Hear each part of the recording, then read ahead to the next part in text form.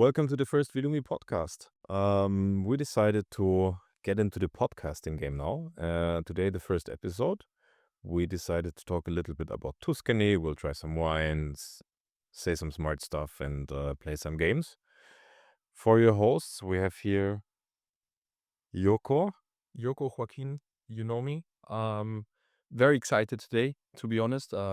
Very new experience for both of us. So, yeah, let's kick it off. I'm Philip, and I'm the other host. We're gonna have many guests here in the future, hopefully, if this is gonna be successful. Let's see.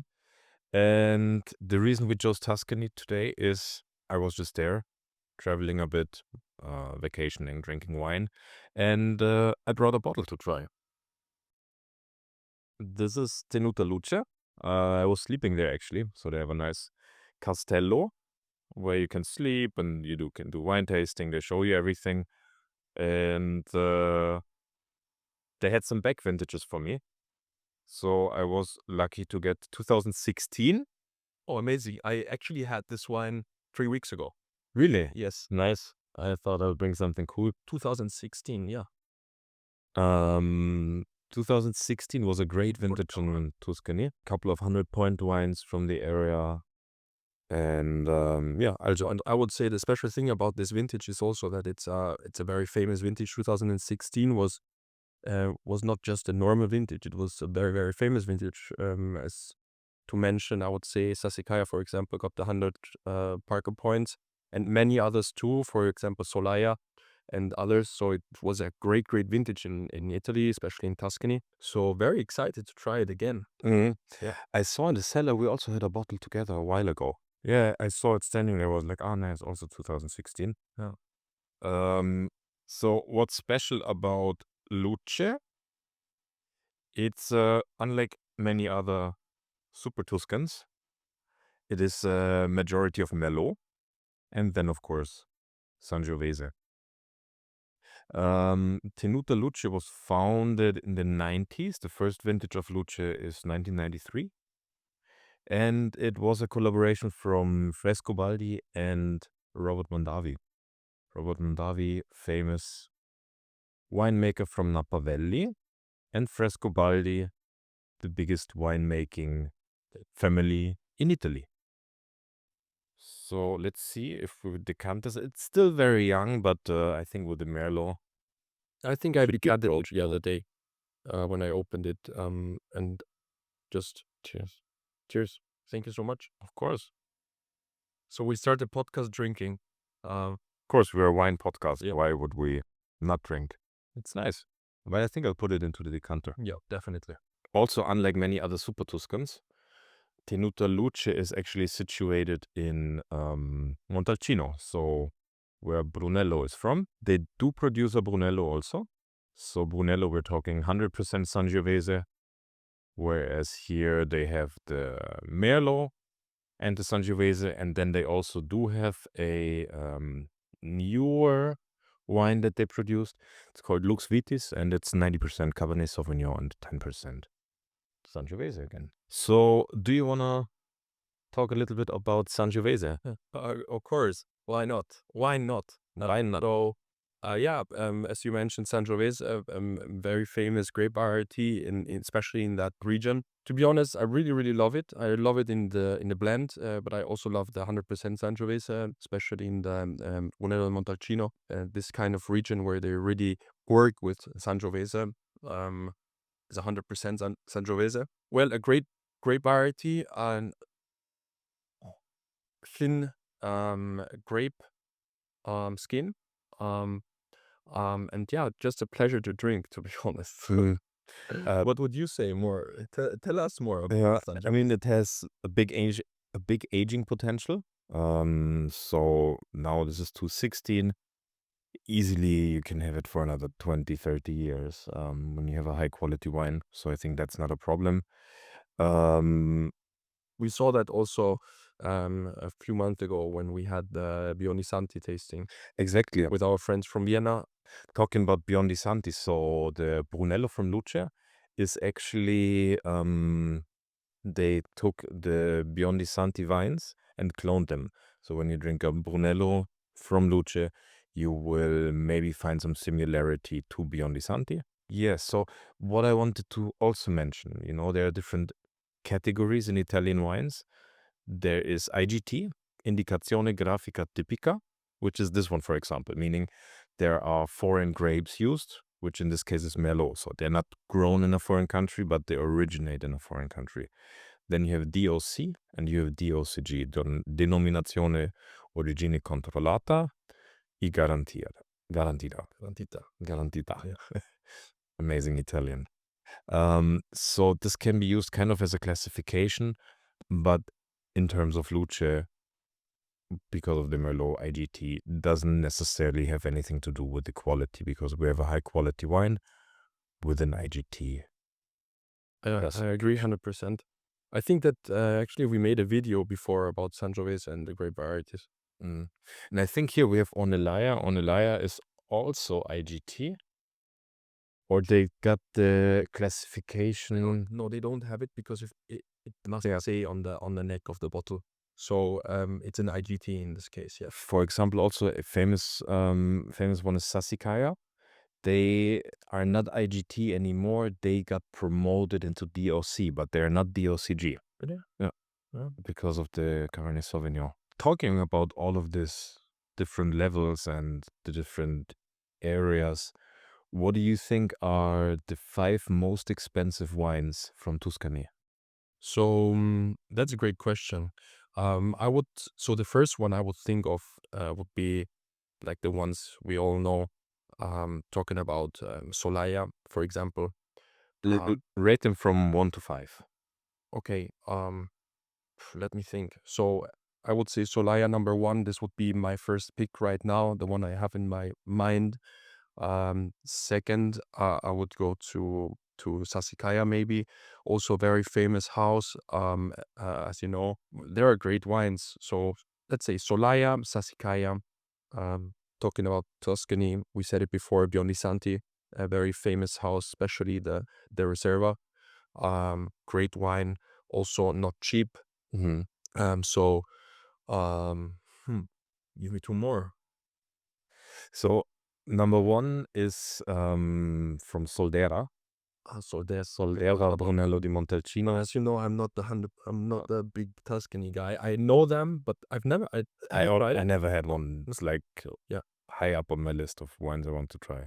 Super small production, late release. I think It's really Solera is it's a black and red label, right? yeah, with like a dragon Yeah. on it. Yeah, really cool label and very special, very rare bottle.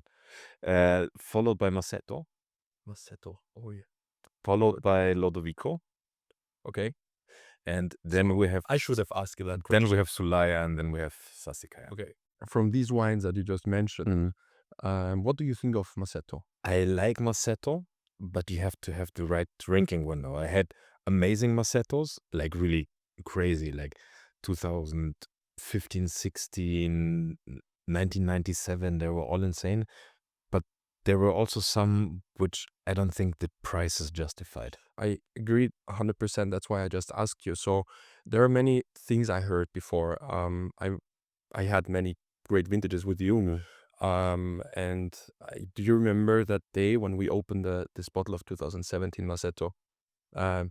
Quite a young wine for that price. Also, sometimes it hurts to open a wine. But it was the right setting, I think. Yeah, it was the right group of people, and we had some wines blind. We had Solaia also that day. Yes, Solaia 2000 and Massetto 2017 blind. That was quite interesting because we had great wines that night. And we were a group of people that they all know about wine and they know what Massetto is and they know the price of Massetto. So greetings to Advino. Yeah. So this was a quite fun thing because everyone was shocked as we reviewed the wine because they didn't like it at all in the beginning. I wouldn't say we didn't like it. I would say it would have been a nice wine between 50 to 100 euros. Yeah. But they were shocked. Yeah. The others were shocked and we too, to be honest. But the reason why we opened it is also because people told me that Massetto, you should drink it younger, not too old. But then we had the 97 and it was mind-blowing. Yeah, definitely. But 97, as you know, was also one of the great vintages in Tuscany. Fun. It was fun. It was interesting to see the reaction of the people also opening that kind of wine without knowing what you're drinking. So, yeah. Philipp, gibst du kurz die Luce-Flasche neben den Ornelarien? Ja. Yeah. So, yeah, that's the opinion about Masetto. So going to the next ones, what did you mention? Ludovico. Ludovico, I never had it. I think Ludovico was the second one was Bizerno, but not anymore. I think now Yeah, Bizerno is separated, yeah, which is also a great call. Talking about Tuscany, price-wise, a great call, but they are increasing the prices. You see it, so I would say also a great pick or great idea to buy Bizerno now because I think the prices are going up. And amazing wine. So when we're talking about Masetto, we have 100% Merlot. If we're talking, for example, Soldera Brunello, we have 100% Sangiovese. And if we're talking about Ludovico, we have 100% Cabernet Franc. They're playing around with this a little bit, and each in their category is the most expensive. Whereas Ornellaia, Sassicaia, Solaia, they're all a cuvée of a little bit of Sangiovese and then Cabernet Sauvignon or Cabernet Franc or all three of them. One region we didn't really talk about it now. Sometimes it's it's like labeled as a pizza wine, even though I think in Italy most of the time you have a beer when you eat a pizza. Chianti and the Chianti Classico, which you can always see. It has here on the bottle the black cock. So that's the sign that you're drinking a Chianti Classico, Chianti Classico Reserva. So this is a village or an area where the wine is produced, and it also must be 100% Sangiovese. Price-wise, it is many times, or I would say majority of it is much cheaper than Brunello because it doesn't have to be aged that much. With a Brunello, it's 5 years before the release. I think 3 years in the barrel, 2 years in the bottle. Whereas with Chianti, I'm not sure about that. I learned it before, but I don't remember, to be honest. but where did you learn it? I made the WSET certificate a few years ago. I started with a level 1 and I went up to the level 3, what was very interesting. So if someone is thinking of doing it, I would suggest it for 100% because you learn so many things. So you have to keep them in mind, of course. That would be great. So not like in my case. Of course, there are many things, but there is, as you know, it's a lot of things you have to learn. Yeah. And many different regions worldwide. So we're not talking about Italy only. We're talking about, for example, Chile, Argentina. We're talking about Australia. We're talking about New Zealand. And then you need to know all the regions and all the wine regions and all the hills and all the great varieties. So it's quite intense, but it's very interesting if you're interested in wine. So go for it. Definitely. Yeah. Also did it a few years ago. Really can recommend it. If you're a beginner and you want to learn a bit, you can do level 1, and then with each level up to level 4 and Master of Wine or along these things. With each level, your knowledge increases so much. So if you're into that, check it out. Going back to Tuscany, what are your top 3 wines, if you want with vintage, that you had from Tuscany? I would go definitely for Solaia 1997, what we just mentioned before, that 100-point vintage. 97. Seto. No, Solaia. Solaia. We also had that. Yes, true. I think we had it together actually. We had it together in Tirol, yeah. We had it together in Tirol. It was outstanding. But I'm a big Solaia fan, as you know. Yeah. Also, one to mention would be Masetto 2016. Was crazy, yeah. Yeah. And was interesting, but I think that it was a different feeling than when we had the 2017. So we had it Great year versus not so great year. Yeah, and it was decanted and it had some time with the air contact. So I think it was amazing. And actually we had it blind too in the beginning. It was at your place. And number 3 would be another Merlot. It would be Mesorio from Le Marioles, where my first vintage, what I tried was 2014, and it was a blast. I love that wine, and I think the price point, I mean, it's expensive, but for that quality, Reasonable. It's like 200 euros a bottle. No, I think it's a bit more, but Okay. I don't know. Maybe it was less, maybe it was more, but outstanding wine. Mm. Yeah. Definitely a great one. The other day also when you had this 2007, I think. 2007, yeah. Yeah. Or great. Mm. Yeah. Really fun to drink. And yours? Mine, I'm a bit of a Sassicaia fanboy. So definitely Sassicaia is up there. 2016 is a 100-point wine, but it's still a bit young. I think we had 2002 the other day from a Magnum, which was amazing. Wouldn't put it at number 1, but maybe in number 3. Let's start number 3, Sassicaia 2002 from the Magnum. Number 2, I would put Solaya 2000 was also awesome. Isn't crazy, yeah. They're I want the Brunello up there, so I'm gonna put actually Biondi Santi in 1993 there. Yeah, I There's remember number that 2, bottle. my vintage. So also, there is some emotion with it. And I think number 1 was really that 1997 Massetto. Yeah. It was insane. Talking a little bit about tradition versus modernity. Oh, Tradition, we have the Brunello, we have the Chianti. Modernity, we have the Super Tuscans. Where do you see yourself more? Where do you see the advantages, the disadvantages? so I like both. Let's start like this. I mean, the Super Tuscan story, I was very, very into the Super Tuscan things in the beginning, I would say, or a few years ago, maybe 1 to 2 years ago.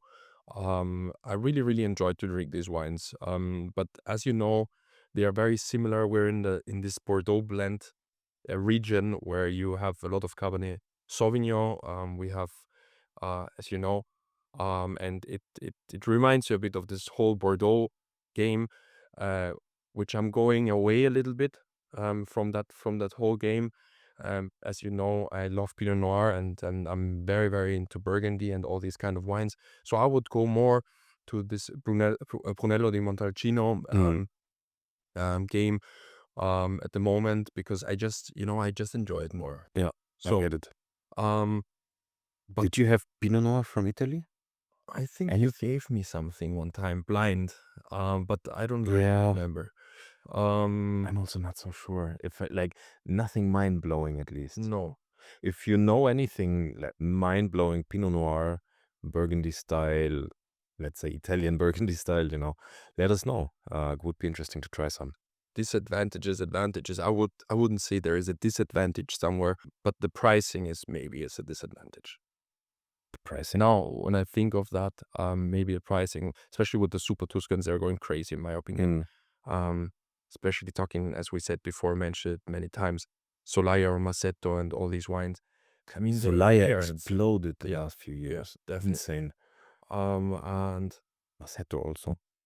I mean, the other wines are also expensive. They're all, but you know what I mean, right? Yeah, for sure.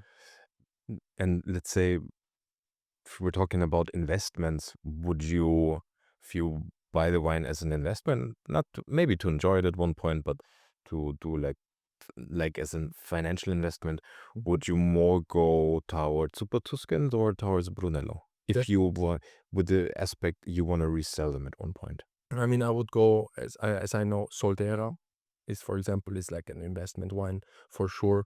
But also with all the others like the Solaya or Sassicaia and all these things. I mean, they are famous. The people know them. They know the label. They know the backstory of the wineries. Or Onelaya. Let's talk about Onelaya. I mean, they're all amazing, these wines, and I think they're worth an investment. Yeah. Especially the special editions or especially the Magnum bottles and the good vintages. And we have the game there also that the critics are playing a very big role, as always. If you have a great vintage as Sassicaia 2016 in a Magnum bottle, so go for it. Magnum bottles are always a good investment because they hold longer, like you can store them for longer, of course, if you store them properly. And there is also a very limited amount of Magnum bottles or double Magnums or Imperial, like amount available. So that creates scarcity. So that makes them go higher in value. I would play another game. Yeah, let's do that. Without knowing what comes next. Oh, I know that one. Rate these Tuscan wine and food pairing. Okay. I would start with Massetto and McDonald's. Massetto and McDonald's. I should rate it now from 1 to 5, right? Yeah. Um, Or let's be more precise. Massetto and a McRib. Massetto and a McRib. I would go for number 3. Okay. That's my McRib. It's disgusting. How about a sassicaia and carbonara? Yeah, why not? I will go for it. Let's do it. Let's put it on the number 2. Number 2. Yeah. How about Chianti Classico and bolognese or pasta al ragù? Yeah. I will place it on number 4 because I don't know what's Number 4. Okay. It's a And great match. yeah, matches really well. How about a lasagne and a bottle of Luce? Yeah, number 1. Number 1? Mhm. Okay. And then I would say a Lambrusco and a Pizza Hawaii. There you go, number 5. Okay. Are you happy with what you chose? Yeah, definitely. And then let's do your part. All right. We'll go with Chianti Classico and a nice plate of tagliatelle with white truffles. Okay. Not the wine I would choose with white truffles, but I will put it at number 3 because the food is good. The wine could be improved. Arancini with the Solaya, why not? It's a nice match. Number 2. Okay. What else do we have? A nice pasta vongole Mm-hmm. with Gaia. No, Gaia is I'm so sorry. Onelaya Bianco. Yeah, exactly, that one. Great one also. Oh, that's hard to beat. Yeah. No, but I think I'll put it on number 4 because it's not a number 1, but it's also 3 would be a good place, but I'll keep it in number 4. And then we have a tiramisu, of course, a coffee cake for everyone who doesn't know what a tiramisu is. I think most people don't know what tiramisu is. With you said Lambrusco before. Yeah, it's not right. That's not Tuscany, right? Is it? I think Lambrusco is Tuscany. I'm not sure, but I don't know. I never had Lambrusco. Yeah, okay, let's pretend it is. So yeah, we go with Onelaya. I think that's a great match too. No, I will put it at number 5. I'm not a crazy fan for coffee cake. For coffee cake, and then also to pair something sweet with a dry wine doesn't go well. Okay, thank you. So I don't have a number 1. Oh, I forgot the number 1. Yeah. Can you give me something good So now? I would give you the number 1 would be a Fiorentina steak with a bottle of Massetto 2016. Mamma mia, that's perfect. You can start cooking now. Okay. So as I'm pouring us another glass of wine from this beautiful Riedel Post decanter, from the beautiful Luce wine, I will tell you a little bit more. Decanter? Riedel Post. No, Posthorn. Horn. Posthorn. Posthorn. Post. Horn. So when you're in Italy, when you're in Tuscany, I would really recommend you to go visit Tenuta Luce. You can sleep in the castello and you can book certain packages. So for example, you can say you want to have a 4-course lunch. They let you try all their wines. And after the lunch is finished, so they give you a tour of the vineyard, they give you a tour of the cellar where they store the wines. You can, of course, do some shopping there also. And then they bring you to the castello where you go into the room. It's really nicely made. It's traditional, but well kept and modernized a little bit. And then also there's a really nice spa area that you can book for you privately. You can drink their wines and have a beautiful view all over Tuscany, or let's say Question, Phil. all over the region. What about the price? The price? So you buy them ab Hof, or you buy them for the vineyard prices. For the Luce, I think for the current vintage, it's around 120 euros. For the back vintage, it's like 160, 180. Well, but you were talking about the whole venue and the room and spa. Ah, and okay. all of these things. So it would be quite interesting, maybe, Yeah. to know how much this whole experience costs. So you can do the 4-course lunch with a tour and with trying all their wines, I think for 180 per person, but it's really worth it. It's really like a nice fine dining menu. You can drink as much from the wine as you want, not just, That's great. tasting thing, with coffee, with grappa. By the way, they make a great grappa. And sleeping there is per night, was it 250? Yes, 250 euros per night, including breakfast and including like dinner that you have in your room and including the spa also. Oh. Also, so in the whole Castello, they have 7 rooms and you can book the whole one for 1,500 a night. So if you want to do like a bachelor trip or to celebrate a birthday or something, it's a really cool opportunity. You have the whole place for yourself. There's a nice terrace where you can have a barbecue. I think we didn't have a barbecue, but should be possible. And it's 15 minutes by car to Montalcino. So in the evening, you can also go have dinner there or go out for drinks. They have great wine bars. Sounds amazing. So I think if you're into wine, that's definitely a nice stop to do. Nice weekend trip. Definitely. Talking about all of this, which grapes they use, we mentioned before they use a lot of Merlot. In Tuscany, what grape varieties are the most planted ones? Is this a question because you know the answer? Yeah, I have it here. Okay. It's so for you. Tell me the top 5, the top 4. okay. So definitely there is Sangiovese. That's number 1. That's number one. I would say. Then we have Cabernet Sauvignon, which is very big. We have Merlot. We do have Merlot. What else? We have many. I mean, but So these were these 3 ones are the biggest ones. So number 1, 65% planted in Tuscany is Sangiovese. Sangiovese, yeah. And then place number 2 is 3 different ones. It's 2 red ones. You said Those- Merlot and Cabernet Sauvignon. And there's 1 white one. Okay, the white one would be Chardonnay. No. Pinot Gris? It's Italian grape. It's not Pinot Grigio. Last one is Trebbiano. Trebbiano. Yeah, makes sense. It does. But it's kind of like out of Italy. I mean, they don't really have it. You But brought a bottle of a great bottle of it Trebbiano. was from Abruzzo. Yeah, Trebbiano d'Abruzzo. Yeah, but that's a different. That's a different one. Yeah. Okay. Do you think if you compare Tuscany to Bordeaux, which one is bigger?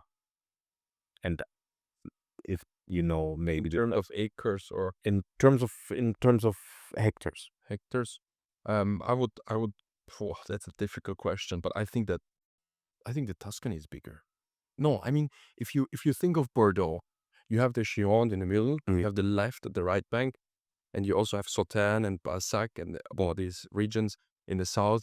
So, I mean, if you think of the left side, Medoc in the north, and this whole thing, so It's quite big. it's quite big. But then in Tuscany, you have also You have a map. they do have a map.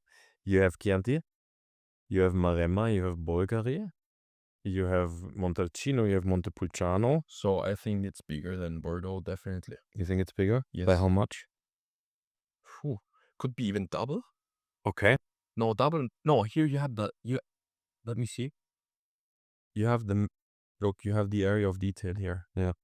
So I think it could be more or less the same.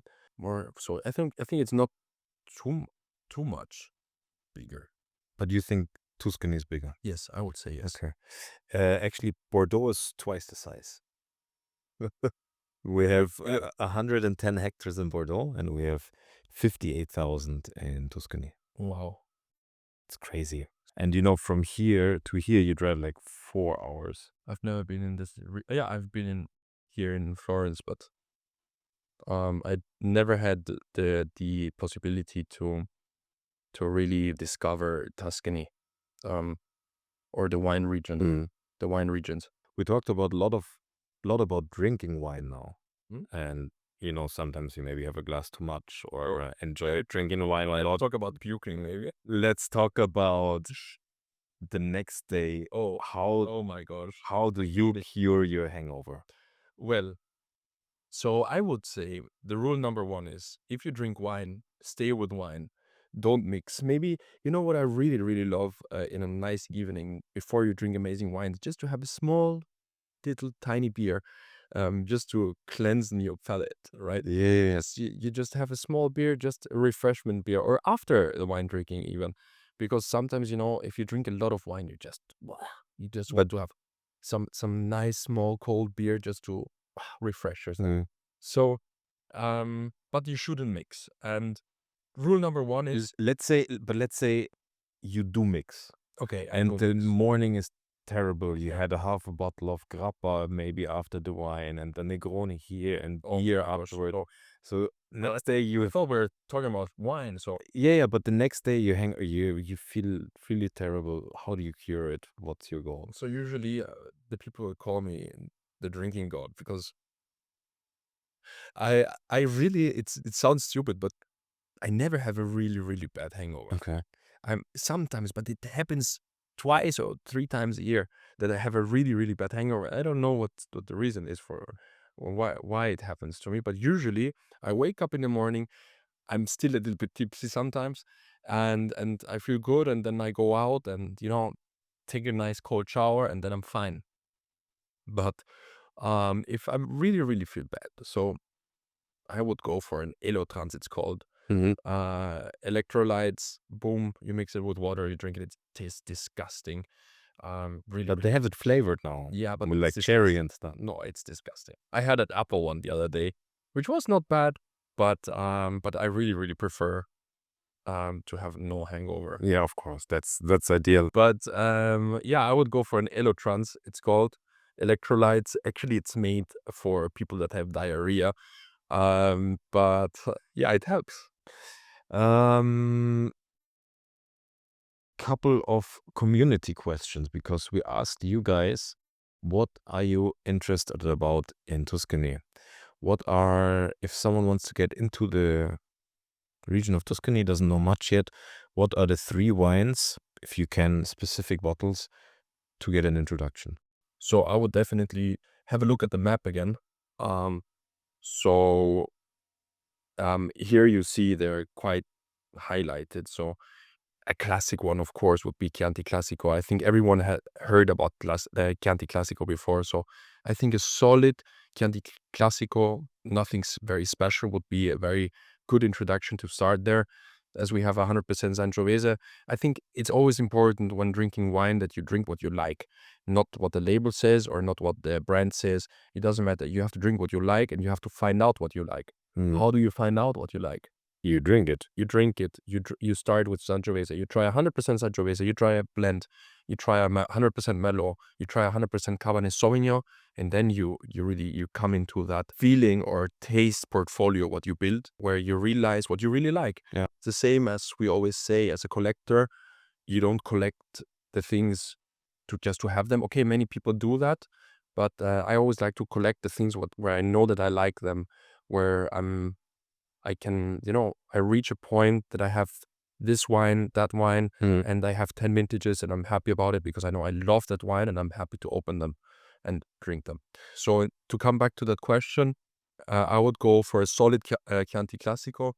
Can you give me 3 specific bottles? Let's say this. Here, 150 euros. Bring me 3 wines that represent the region. Bulgari, Sassicaia, Le Difese maybe, or Guido Alberto. It depends on which other wine we're choosing. In Chianti Classico, I would go for Marchese Antinori.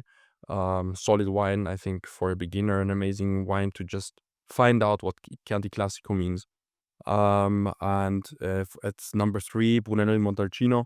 I would go for this winery, what I really, really like, Uccelliera, it's called. I would start or hop in with a Rosso di Montalcino or even a Brunello di Montalcino. It's nice. So I think we would reach the 150 euros without me putting With some Brunello, yeah. euros in my pocket. Well, and what would you do? So I had a lot of time to think now. I would go Bulgari, Guido Alberto. Yeah. Because, for 150 euros for 3 wines, you can do a nice Guido Alberto is around 60 euros, right? around 45, 50 euros. Yeah. So I would do Giralberto.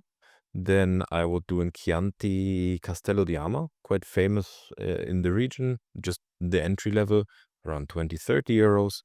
And then it's difficult. I would of course, in Montalcino, I'm not sure if I would do like, let's say, Rosso di Montalcino from Beyond di Santi, for example, which is around 80 euros. But it's like on the upper level, or an entry level Brunello, maybe, Castello di Banfi. So it's around 50 euros. Maybe a Castello di Banfi Brunello. So those three wines. Great picks. And another question from the community, because we both said now these three wines from Tuscany you should try, and they're all red. What white wines from Tuscany would you recommend? Very difficult question for me, as you know, I'm not very into this whole area. I mean, in the area I know the white wine, the red wines, and I really enjoy drinking them, but I'm not really into white wines. Well, the ones I have in mind are, as we said before, Onelaya Bianco, because it was one that we had recently. It's quite good. Um, It's good but pricey. It's pricey. It's damn Yeah. pricey. But that's the one I had in mind now. I'm just having a look at the map, so maybe There is a second white wine from Onelaya also. The Poggio Algazze. We had it once blind here. Fabian brought it. And we tasted it when he came with his sock. Yeah. I think it's 100% Sauvignon Blanc. Mm-hmm. Or no, it's 100% Chardonnay. Little bit of Vermentino, so not 100%. And the Onelaya Bianco is 100% Sauvignon Blanc. This is the way, yeah. Okay. Besides that, I mean, some Vermentino. Antinori produces a quite good Vermentino. So I think Scalabrone, like 20-ish euros. To be honest, for white wine, I would go more to the north. Alto Adige. Yeah. But I would not play around this area. But I mean, prove me wrong. There could be amazing wines, but I just don't have the experience to tell you more about that, to be honest. But if you're looking for a big winery for top class white wines from Tuscany, I think Tenuta on Elia is probably a good place to go. Mm-hmm. And one last question in terms of wine. If you, for the rest of your life, can only drink one Tuscan red wine, or no, not red wine, one Tuscan wine for the rest of your life, which one would it be? Beyond di Santi. Beyond di Santi? Yes, 100%. I'm a very big fan of Brunello Montalcino. I told you before. And I remember the first time when I had Beyond di Santi. It was in Florence at the Piazza. I had a bottle of Beyond di Santi, and it was so good. But everything was so perfect in the moment. There was sunshine. It was actually in December, beginning of December. The weather was amazing. The special light you have in Florence. It's beautiful, and it was also a great time because my cousin got married there. And it was a lot of fun, and I was sitting with my mother and my sister at the Piazza in Florence, and I saw that Beyond di Santi on the menu for a very reasonable price, and I said, yeah, let's order one. Let's have a bottle of Beyond di Santi. So we ordered. Choice. It arrived, and it was outstanding. Yeah. And yeah, it's just a good memory that I have. Also, so it's not always the wine, the liquid. It's also connecting with the memories when you're drinking something and when you spend time with your family, and it's a nice weekend. So, for me, that's the wine to go for. I love the others. I mean, if it would be Solaya or Maceto, I wouldn't have a problem either. Yeah. But I would think I would Beyond di Santi. I would go for Sassicaia. Yeah. Because Sassicaia is nice young. It's nice old. It of course changes a lot. Yeah, no, for me, I get 100% Beyond di Santi, but for me, it's Sassicaia. Yeah, I agree. I mean, there are great wines, and we both know that. We had great vintages of Sassicaia, and we had it young, we had it old. Yeah, amazing wine. Well, we got one last topic to talk about Yeah. before we end today's episode. And that's an upcoming tasting we have. It's not really Tuscany. We're gonna do a great aligoté tasting. Aligoté is like the forgotten child from Burgundy, because we know it's all about We said, or what was secret mistress. the secret mistress? So that's the name of this tasting, aligoté, the secret mistress So of Burgundy. This will be a blast, to be honest, because this will be a really, really big tasting, hosted in our wine cellar in Vienna, in our historic wine cellar. We will have a great tasting.